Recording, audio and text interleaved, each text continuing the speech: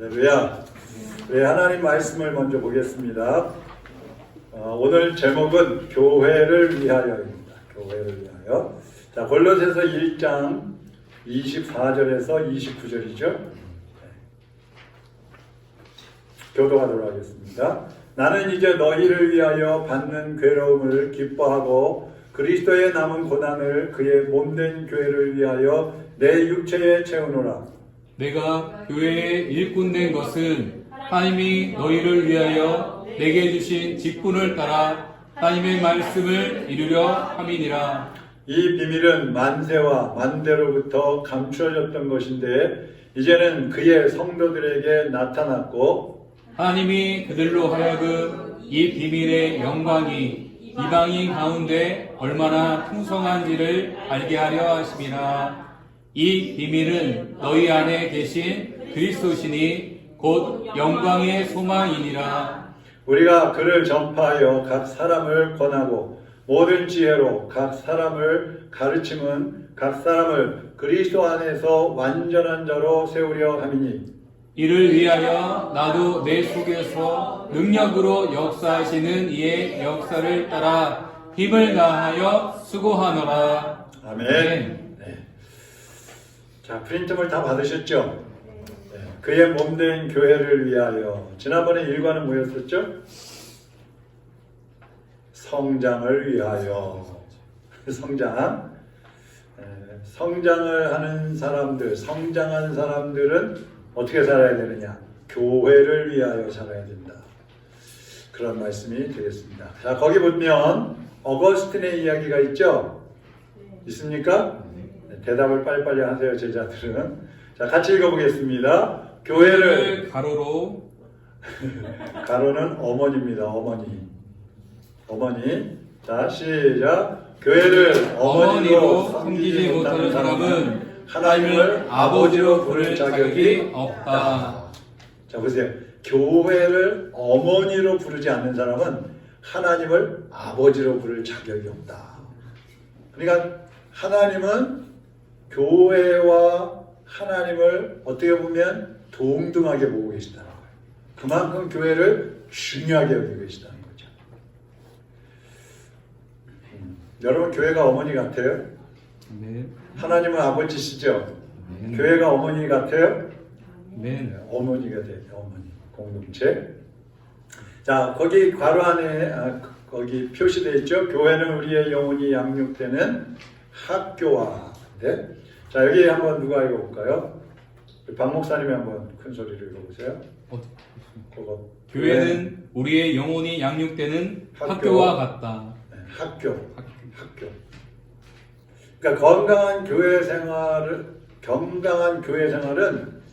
이제 건강한 가정 생활하고 마찬가지예요. 우리가 가정이 중요하다고 그러지 않습니까? 그러니까 건강한 가정 생활이 되어져야 인격이나 성품이나 이런 전인적인 그런 형성이 잘 된단 말이죠. 그래서 건강한 가정이 중요한데 또 역시 교회 생활도 마찬가지예요. 건강한 교회 생활이 되어야 영적인 성장에 결정적인 영향을 끼치는 게 되는 겁니다.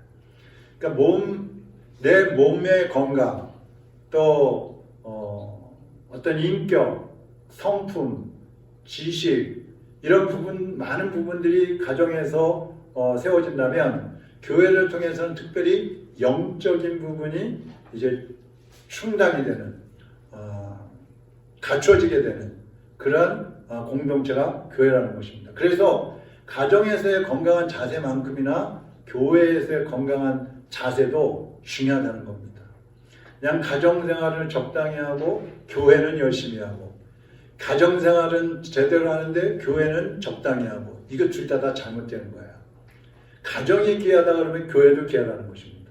그래서 그 가정에서 잘 자라나는 아이는 이 교회에서도 잘 성장을 해요. 교회에서도. 근데 가정에서 삐뚤어 나가는 사람은 교회 생활도 어려운 거예요. 교회 잘 오지도 않겠죠. 그래서 건강한 아이는 가정이 제공하는 어떤 축복들을 막 풍성하게 가정에서 누린다 그러면 또 건강한 성도는 교회 안에서 하나님의 흐르는 그 은혜를 풍성하게 누리게 되는 것입니다. 그러니까 제가 지난번에 설교하면서도 그런 얘기 잠깐 했는데 아무리 좋은 게 내 옆에 있어도 그릇이 준비되어 있지 않으면 담을 수가 없는 거예요. 받을 수가 없는 거예요.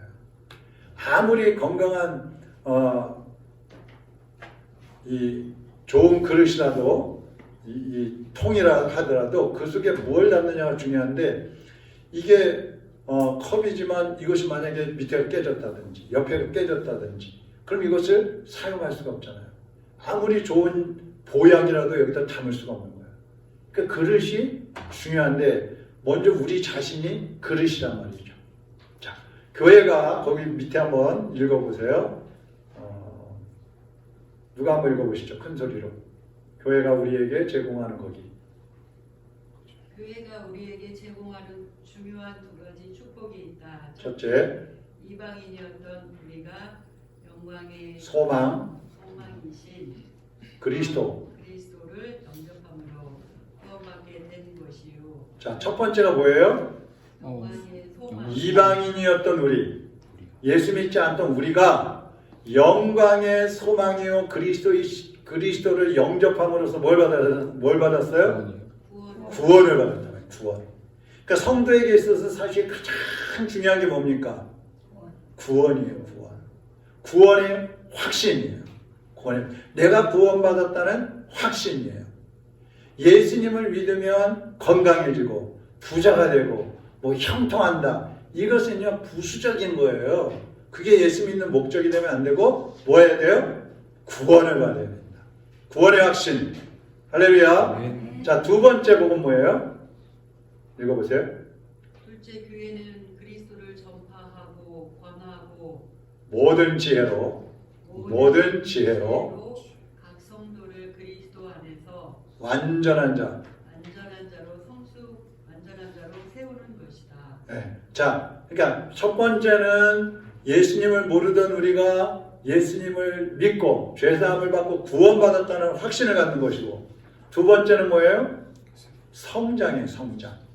그러니까 교회를 통해서 우리가 받아야 되는 두 가지 복이 있다고 한다면 첫째는 구원이요, 둘째는 성장이라는 거죠. 근데 이 성장에는 많은 것들이 이제 들어가게 되겠죠.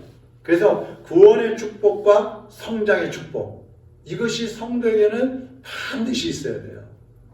구원만 받고 성장을 못하면 안 되는 거죠. 구원받은 사람은 성장을 해야 되는데 만약에 아이가 태어났는데 성장하지 못하면 어떻게 돼요? 장애인이에요. 장애인.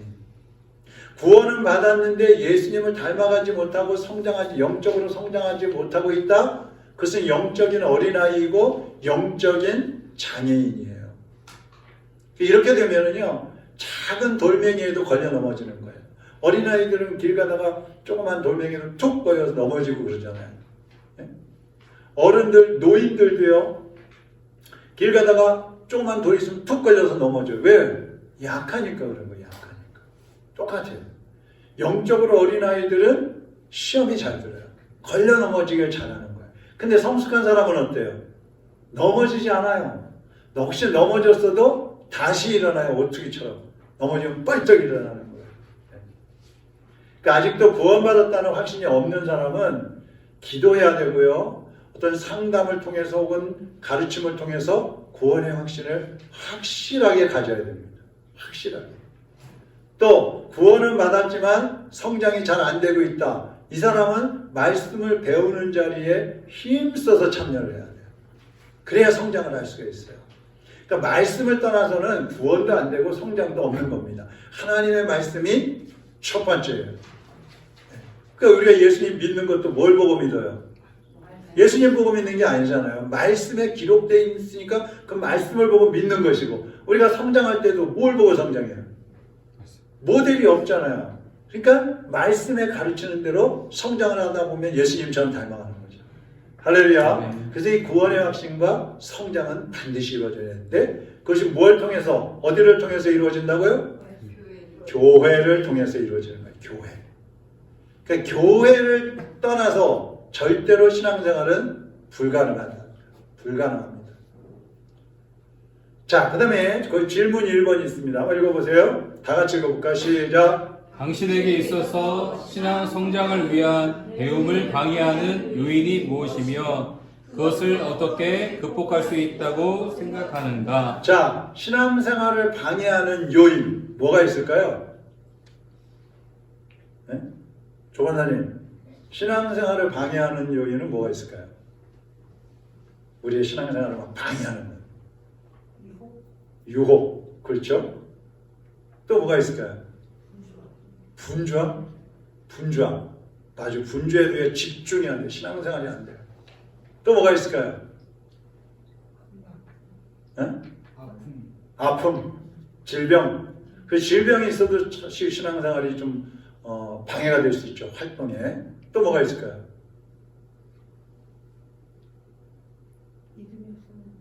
믿음. 그렇죠. 당연히 뭐 믿음 없으면 신앙생활 안 되죠. 그러니까 어떤 우리의 육신의 정욕이라든지 욕심, 이런 거 있죠. 욕심. 근본적인 거예요. 죄로부터 오는 것들. 내 정욕, 욕심, 또 세상의 것들을 사랑하는 마음. 이런 것들은요, 다 신앙생활을 방해하는 것들이에요. 그래서 내가 아까 오전에도 뒤에 것을 잊어버려야 된다 그랬는데, 이런 것들을 끊고 정리하는 작업을 잘해야 되는 것입니다. 자, 그러면 이런 그 신앙생활을 방해하는 요소들을 극복할 수 있으려면 어떻게 해야 될까요? 무슨 방법이 있겠어요? 극복하는 길은? 네? 말씀으로 바로 산다. 굉장히 광범위하죠. 조금. 그건 맞는 말씀인데 조금 좁혀서 얘기해 본다면 우리 그냥 설교 예배가 아니고 공부니까 자유롭게 얘기하는 겁니다. 나의 신앙생활을 방해하는 게 뭔가 생각을 해보세요. 나의 신앙. 그러면 내가 그걸 극복하기 위해서 어떻게 해야 될까? 결단. 맞아요. 결단. 내 의지가 있어야 돼요. 결단. 뭐 죄를 짓고 있으면 그 죄를 끊겠다는 결단이 돼야 돼요. 또 죄가 있다면 회개를 해야 돼요. 또 뭐가 있을까요? 극복하기 위해서. 사랑. 무슨 사랑이에요? 예수님 사랑. 그러니까 나의 신앙생활을 방해하는 것들을 내가 이겨내야 되잖아요. 근데 때로는 내 힘만으로는 안 되죠. 결단을 했는데 또 무너지고 또 쓰러지고 막 그러잖아요. 그래서 내가 그 신앙생활에 방해를 받지 않으려면 제일 중요한 거는 예수님과 동행하는 거예요. 그러니까 날마다 예수님과의 관계를 밀접하게 가져야 돼요. 밀접하게. 그러려면 어때요? 기도 생활을 해야죠. 말씀을 가까이 해야 되겠죠. 또 성도들과의 교제도 중요해요. 성도들과의 교제. 서로 이끌어주는 거죠. 그리고 주님 앞에 봉사하는 것도 중요해요. 이 봉사를 통해서 내 신앙이 성장을 하거든요. 이런 것들을 통해서 우리가 신앙생활의 방해거리들을 극복할 수가 있다는 것입니다. 자, 그 다음에 교회를 섬기는 일꾼이 됨 그랬는데, 자, 그 밑에 우리 누가 한번 또 읽어보세요. 본문 25절에서 보기. 본문 25절에서 사도는 자신을 교회의 일꾼으로 일꾼. 전처한다. 네, 일꾼. 또 가정에서 자라나는 자녀들은 대개 두 가지 다른 유형으로 성장해 간다. 언제까지나 부모에게서 받기만 하는 수동적 자녀가 있는가 하면 커가면서 부모의 짐을 나누어 짊어지거나 혹은 부모가 맡겨준 책임을 기꺼이 감당하는 능동적 자녀가 있다. 교회 내에서도 늘 받기만을 기대하는 자로 머물러 있는 사람은 아직 제대로 성장하지 못한 것이다. 이런 사람은 구경꾼이에요. 아직 일꾼은 아니다. 네, 일꾼. 구경꾼이지 일꾼은 아니라는 거예요. 자, 보세요. 수동적인 사람이 있어요. 받으려고 하는 사람이 있어요. 이런 사람은 앞에서 말한 것처럼 어린아이. 두 번째는 신앙생활이 이런 사람은 힘들어. 신앙생활하는 게 재미가 없어. 막 힘들어. 억지로 하는, 끌려다니는 것 같아. 재미가 없어요. 세 번째로 이런 사람은 일할 때 억지로 합니다. 억지로. 그리고 하나님보다 사람을 의식을 하는 거예요. 하나님보다 사람을 의식해. 이런 사람들은 굉장히 신앙생활이 수동적이죠. 그리고 누가 나한테 무엇을 주지 않나. 내가 하나님 앞에 뭘 받을까. 항상 받는 거에 집중이 되어 있어요. 그런데 부모의 짐을 나눠준다든지 책임을 다하는 성도가 있다고 그랬잖아요. 이런 사람은 첫 번째는 성숙한 사람입니다. 어느 단계, 어느 정도 성장해 있는 신앙인이에요. 두 번째로 이런 사람들은 신앙생활이 기쁘고 행복해요. 기쁘고 행복해. 언제나 신앙생활하는 게 막 기쁜 사람들이 있어요. 뭐 환경은 어렵고 여러 가지 어려운 문제들도 있는데 주님을 생각하면 기쁘고 신앙생활하는 게 너무 행복해. 이런 사람은 세 번째로 일하고 싶어 합니다. 일하고 싶어요. 그리고 더 중요한 거는 이런 사람들은 일을 하면 열매가 맺힌다는 거예요. 열매가 있어요. 여러분 억지로 하나님의 일을 억지로 한다든지 아니면 누구 사람을 의식해서 한다든지 아니면 내가 좀 뭐 높아지고 칭찬받고 싶어서 한다든지 이렇게 일을 하면은요 열매가 없어요. 열매가 누가 따먹을 만한 그런 열매가 없어요. 근데 그렇지 않으면 성숙한 사람은 하나님의 일을 기쁨으로 하고 행복하게 하고 예수님 때문에 하고 이런 사람들은 열매가 있어요. 그 사람들이 막 따먹는 거예요. 그 열매를. 행복한 거죠. 우리는 두 번째의 유형의 사람이 되어야 합니다. 받으려고 하는 게 아니라 나에게 주어진 책임을 다하고 내 부모를 섬기듯이 교회에서 내가 막 나서 섬기는 거죠. 섬기는 거. 자, 그 밑에 보면 키에르케고르 이야기가 있죠. 자, 같이 한번 읽어봅니다. 시작. 현대교회의 무기력은 교회 안에 많은 신자들이 관객의 상태에 머물러 있기 때문이다. 관객은 뭐 하는 사람이에요? 구경꾼이에요. 구경꾼. 근데 현대교회에 많은 사람들이 구경꾼으로 왔다 갔다 하고 있다는 거예요. 구경꾼. 오늘 목사님 어디 설교 잘하나 구경 좀 해보자. 오늘 피아노 반주 잘하나 구경 좀 해보자. 오늘 우리 박 목사님 찬양인도 잘하나 좀 구경하자. 어때 다른 사람들 좀 어떻게 예쁘게 입고 왔나 뭐 열심히 하나 구경 좀 하나. 다 구경. 자기가 주인이 아니에요. 주인공이 아니에요. 자, 질문 2번 있습니다. 같이 읽어보죠. 요한복음 13장 14절 15절을 읽고 예수님께서 제자들의 발을 씻기신 이유가 무엇인가를 말해보자. 자, 14절 15절 거기 있죠? 네. 같이 읽어봅니다. 시작. 내가 주와 또는 선생이 되어 너희 발을 씻었으니 너희도 서로 발을 씻어 주는 것이 옳으니라.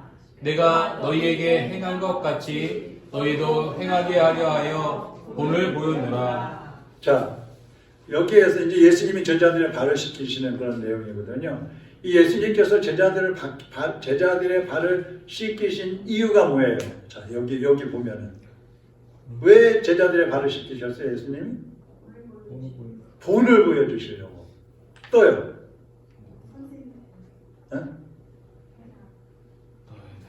주 또는 선생. 주 또는 선생이 뭐? 선생이 되라는 거예요? 자, 가장 중요한 거는 섬김의 본을 보이는 거예요. 섬김의 본. 발을 씻어 주셨어요. 그것도 선생님이. 영적으로 들어가면 메시아가 그 더러운 제자들의 발을 주셨어요. 죄인들의 발을 씻어 주셨어요.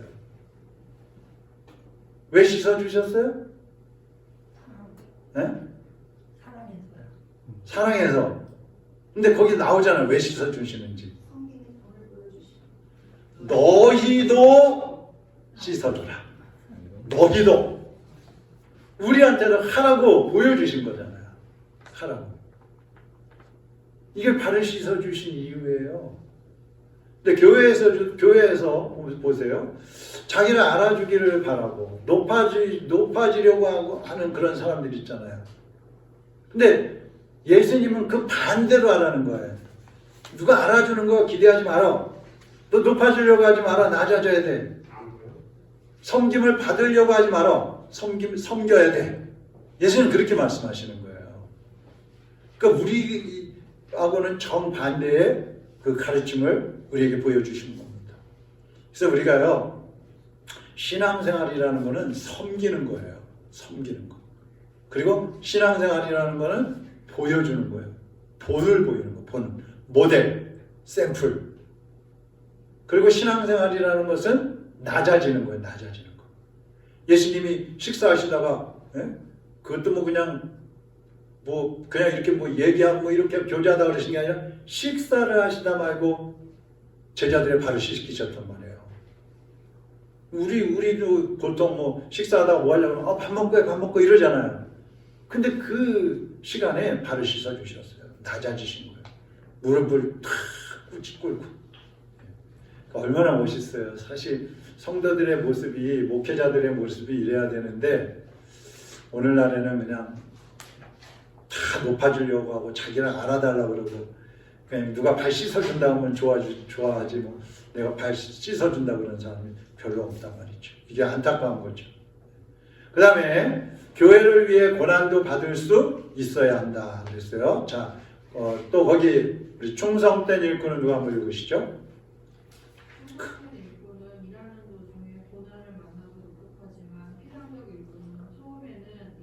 봉사.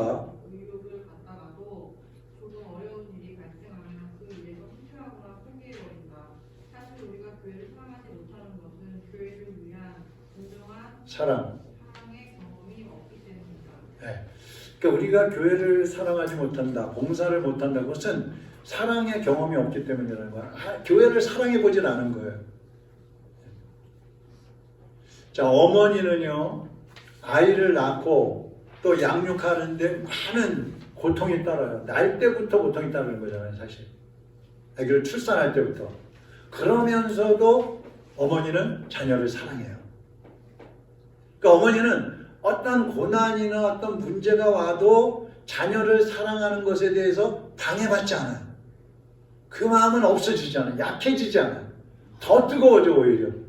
문제가 생기면 자녀들을 더 막 사랑하고 더 위하고 더 보호하려고 그러고 더 좋은 것으로 주려고 그러고 그게 부모의 마음이잖아요.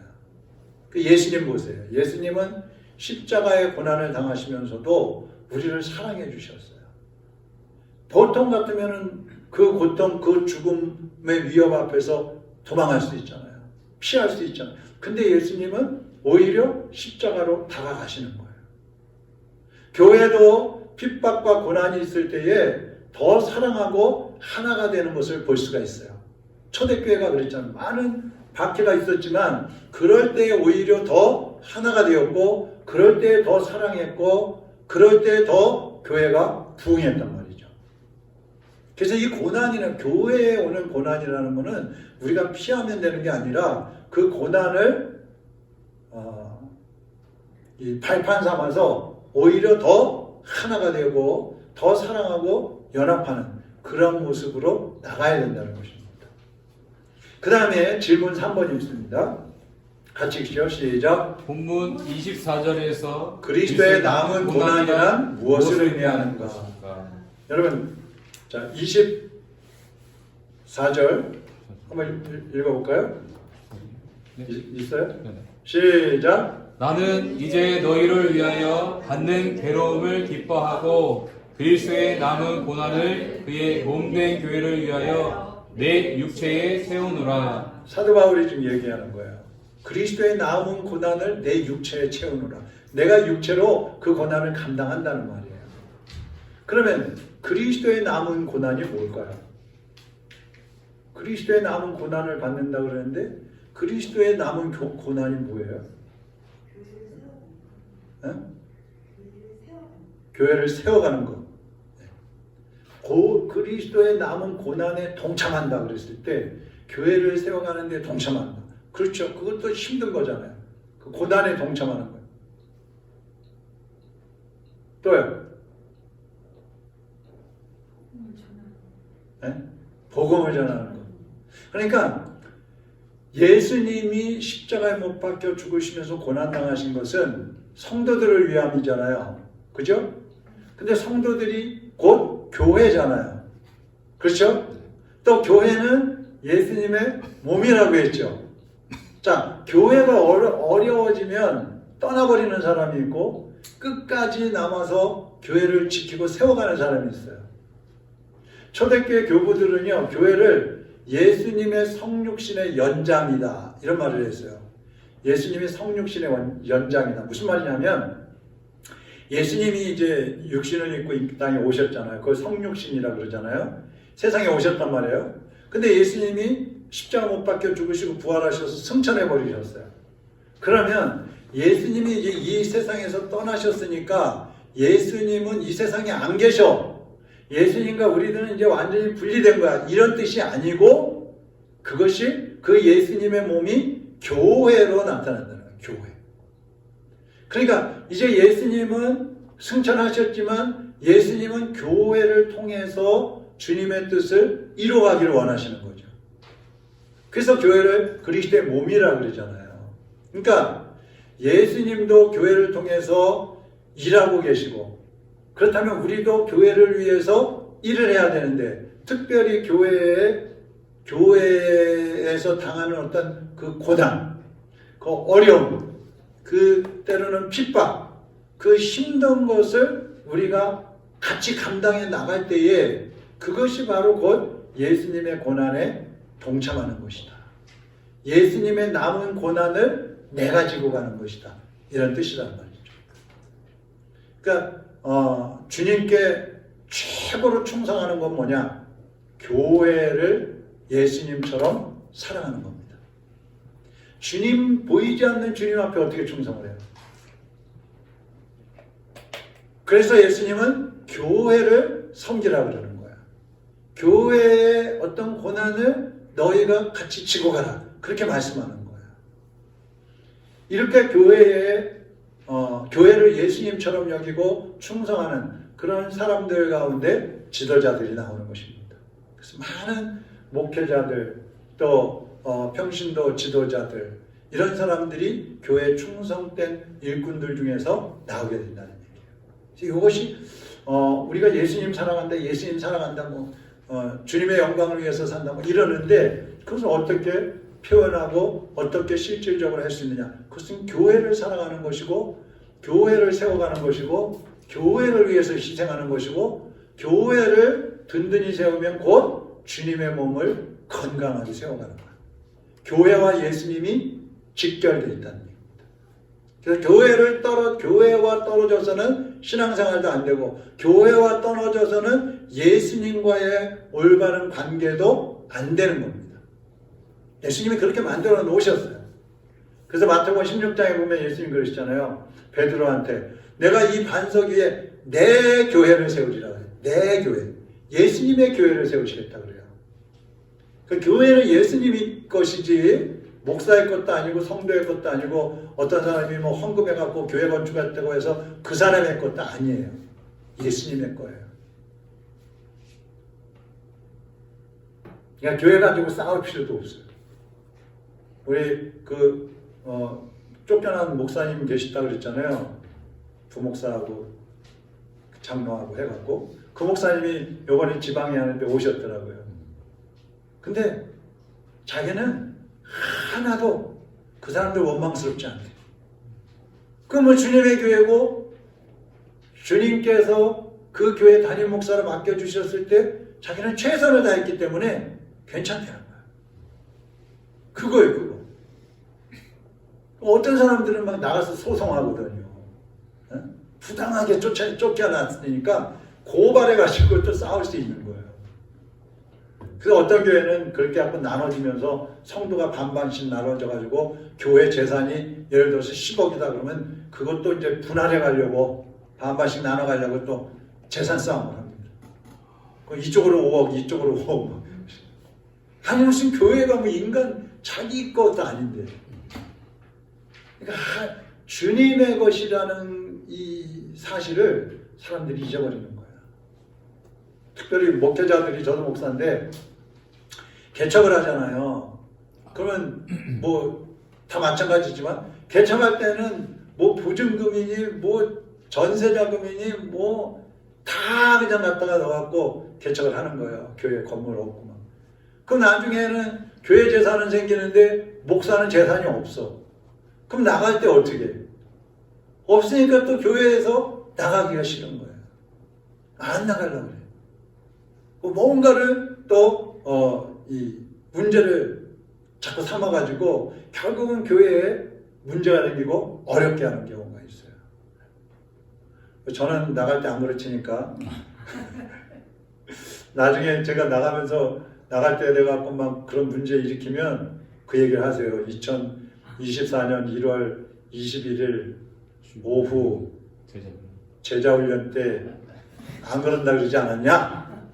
딱 아셨죠? 녹화가 됐나 모르겠네. 자, 그 다음에 맺는 질문입니다. 질문 우리 같이 읽어보죠. 시작. 우리는 이제 교회와의 관계에서 나의 신앙생활의 성숙 정도를 다음 네 단계로 평가해 볼 수 있다. 나의 자리는 어디일까? 자, 이제 표시해 보는 거예요. 구경꾼, 피상적 일꾼, 충성된 일꾼, 지도자. 자, 여러분은 이 중에 어떤 쪽인 것 같아요? 구경꾼, 피상적인 일꾼, 충성된 일꾼, 지도자. 자, 구경꾼은 뭐 하는 사람이에요? 네? 구경하러 온 거죠. 교회가 내 교회가 아니야. 그냥 구경만. 언제든지 가버릴 수 있어. 적극적으로 교회 일에 참여하지 않아요. 구경꾼은.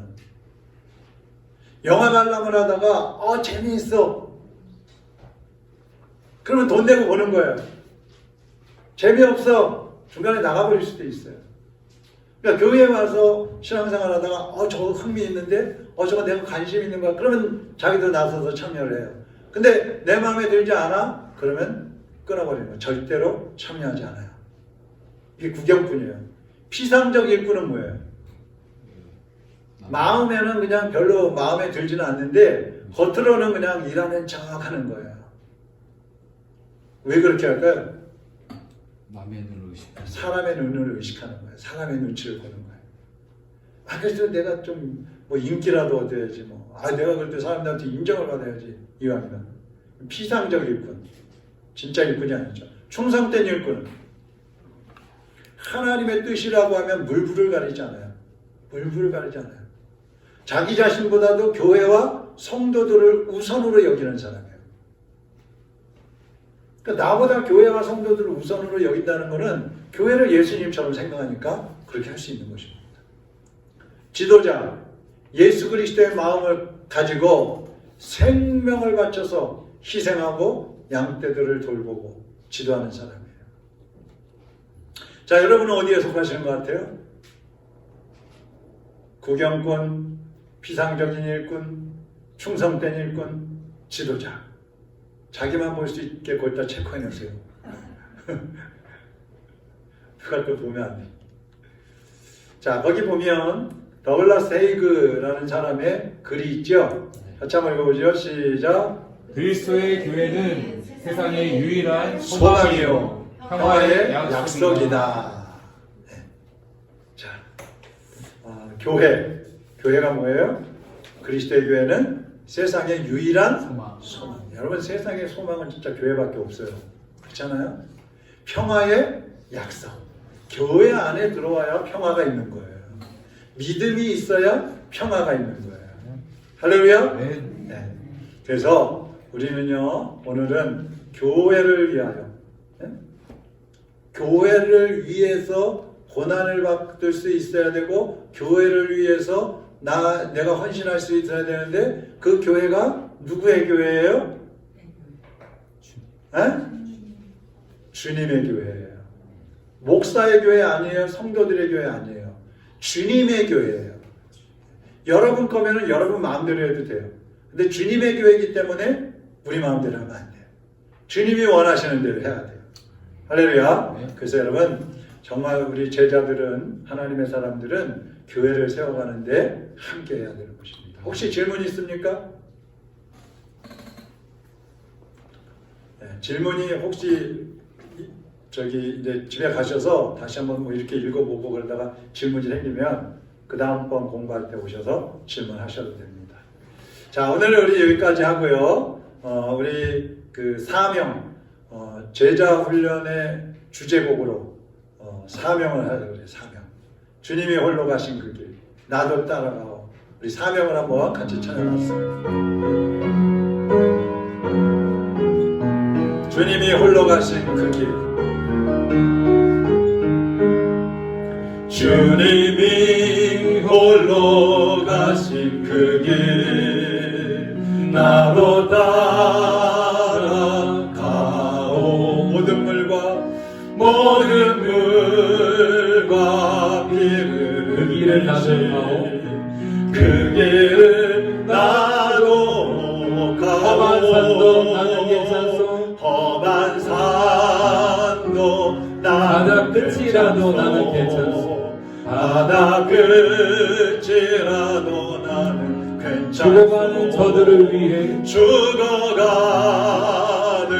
저들 나를 버리길 바라오. 나를 버리길 바라오. 아버지 나를 보내주오. 아버지 나를 나는 보내주오. 달려가겠소. 나는 달려가겠소. 목숨도 아끼지 나를 않겠소. 나를 보내주오. 험한 산도 나는 바다 괜찮소. 끝이라도 나는 괜찮소. 바다 끝이라도 나는 괜찮소. 죽어가는 저들을 위해 죽어가는 저들 나를 버리길 바라오. 나를 버리길 바라오. 아버지 나를 보내주오. 나는 달려가겠소. 목숨도 아끼지 않겠소. 나를 보내주오. 세상이 나를 나를 사랑하겠소. 나를 사랑하겠소. 세상을 구원한 십자가 나도 따라가오. 생명을 버리면서까지 생명을 나를 사랑한 버리면서까지 나를 사랑한 당신 이 작은 나를 이 작은 나를 나도 받아주. 나도 사랑하오. 이 시간 우리 같이 한번 기도하겠습니다. 오늘도 참여하지 못한 우리 성도들 하나님 배우고 훈련받고 하나님의 일꾼으로 성장하는데 힘을 다하게 해주옵소서. 그들에게 믿음을 주시고 그들의 환경과 여건을 조절하셔서 하나님 앞에 모이기를 힘쓰고 주님을 말씀을 배우고 주님을 만나는데 사모하는 마음 주시라고 기도하시고요. 여러분과 제가 이제 말씀을 배우는 것으로 끝나는 것이 아니라 말씀을 배운 대로 우리가 믿음이 성장해 가게 하시고 또 주님의 교회를 위해서 우리 자신을 내어드리며 주님을 위해서 살아가는 하나님의 일꾼들로 나를 써주시옵소서. 우리가 성장할 수 있도록 주님 도와주시옵소서. 우리 다같이 주여 한번 부르고 기도하겠습니다. 주여! 할렐루야. 사랑하는 하나님 아버지 감사합니다. 하나님께서 우리를 사랑하셔서 주의로 여인처럼 하나님의 말씀을 배울 수 있고 훈련받을 수 있는 기회를 주시고 감사를 드립니다. 하나님 아버지 오늘도 말씀을 배워야 하고 훈련받을 사람들이 보이지 못했습니다. 저들이 여러가지 환경과 또 믿음이 연약하여서 여러가지 마음의 분장으로 인하여 하나님 앞에 나오지 못하였습니다.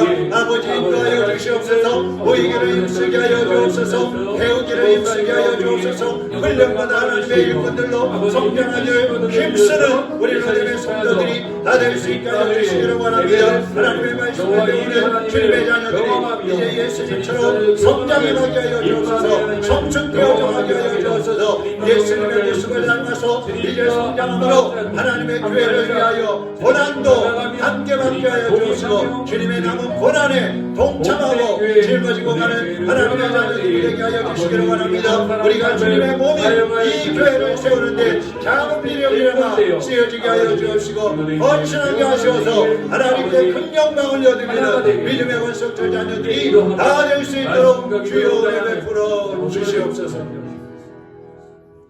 하나님 아버지, 사랑하는 우리 성도들이 오늘 오후에도 모여서 주님의 교회를 위하여 살아야 한다는 말씀을 함께 나누었습니다. 할아버지께서 이 말씀 우리의 마음에 또 새기게 하시고 어디를 가든지 교회를 위하여 기도하게 하시고 교회가 어렵고 힘들 때일수록 우리가 더 힘을 더하고 마음을 같이 해서 예수 그리스도의 몸인 이 교회를 세워갈 수 있게 하여 주시옵소서. 이 교회의 지체들 우리 성도 한 사람 한 사람 어느 곳에 있든지 하나님이 그들을 기억하여 주시옵소서. 특별히 몸이 연약하여서 오늘도 참여하지 못하고 환경이 열악하여서 또 바쁘고 분주하여서 참여하지 못한 우리 성도들이 있습니다. 하나님이 그들을 찾아가 주시고 건강을 주시고 위로와 평안함을 주시옵소서. 삶이 정리정돈되어서 하나님께 집중할 수 있는 은혜도 더하여 주시옵소서. 돌아가는 발걸음도 인도하여 주시고 한 주간도 예수 그리스도와 아침부터 저녁까지 동행하는 삶을 살게 하여 주시옵소서. 예수 그리스도의 이름으로 간절히 축복하며 기도하옵나이다. 아멘.